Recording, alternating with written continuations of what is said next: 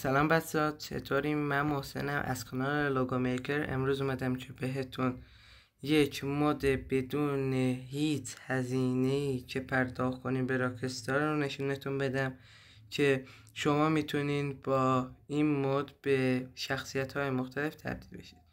بچه‌ها اگه شما اینجا دسته‌تون اگه PS5 یا PS4 باشه بردارین و وسطش رو فشار بدیم این عکس میاد و شما اگه آخرین گزینه رو میزنید و یک صفحه سیاه میاد و شما اولین گزینه که اکتورز هست رو میزنید و شما میتونید به حیوانات و چیزهای دیگه تبدیل شین، مانند آدم فضایی و شخصیت های دیگر. من الان تو اینجا به پلیس تبدیل میشم. بچه‌ها اگه شما به آدم های تبدیل بشین، مانند من وقتی به پلیس تبدیل شدم، من اگه به PD یا ارتش نظامی برم نمیتونم وارد شم، چون که شخصیتم توی لیست PD پلیس ها نیست. بچه‌ها اگه شما همون دکمه رو دوباره فشار بدیم و میاید هم دیگس یعنی دکمه چهارم بزنین، میتونه براتون حرف بزنه، مانند های، بای، تانکس. و شما پنجمین گزینه رو که بزنین اونجا براتون اسم شخصیت رو میاد. من الان روی مایکل زدم و شخصیت مایکل تبدیل شدم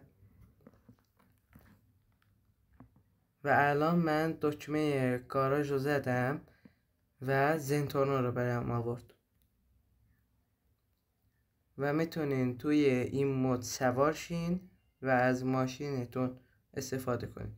بچه‌ها اگه شما این مود رو زدین و بعد اینکه مود رو بستین شما اینجا ظاهر نمیشید و همون جای اولی که مود رو فعال کرده اونجا ظاهر میشید. اوه. بچه‌ها اگه شما بیاین دوباره همون دکمه رو بزنید و مایکل این چه کاریه و دکمه سوم رو بزنید، روی چند تا گزینه میاد که اونا رو کلیک میکنین و بدآموزی هایی هم داره و شما اگه روی دکمه ششم بزنین شما میتونین از اینجا چند، مثلا 1 2 3 4 5 هست، از 5 تا مثلا یه دونش رو انتخاب کنین و برای خودتون رمپ بذارین یا مثلا چیزهای دیگه، صندلی، میز. و من میرم دوباره به همونجا پایینی گاراژ دیگه میزنین. من اولی رو زدم و اینجا میخوام یه دونه صندلی بذارم. هست صندلی و صندلی رو میتونیم بذارید و چیزهای دیگه مانند کانتینر، رمپ، مثلا یه رمپ بزرگ بذارین و با اون چالش برید. بچه‌ها اگه شما دوست داشتین که من ویدیوی چالشی برم یا ویدیوی ترسناک، حتما توی کامنت ها برام بگین تا من همون ویدیو رو براتون درست کنم و بفرستم. و الان من یه دونه پله گذاشتم، نمیدونم چرا پله رو آورد و الان میتونم هر کاری که دلم بخواد انجام بدم. حالا میام داداش میشه پیاده شد دیگه و شما میتونین با این مود بدون هیچ هزینه‌ای کیفشو ببرید.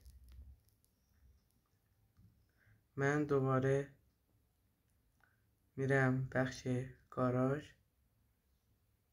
و این ماشین طلایی رو اسپان میکنم. پیاده شو.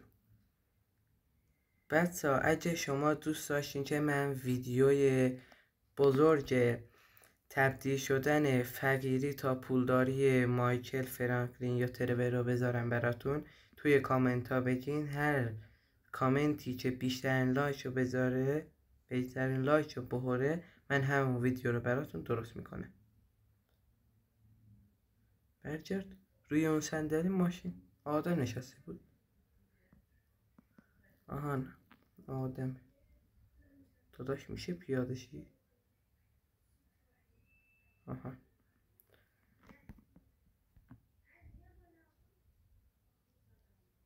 بچه‌ها اگه شما این ویدیو رو دوست داشتین حتما لایک، کامنت و سابسکرایب یادتون نره.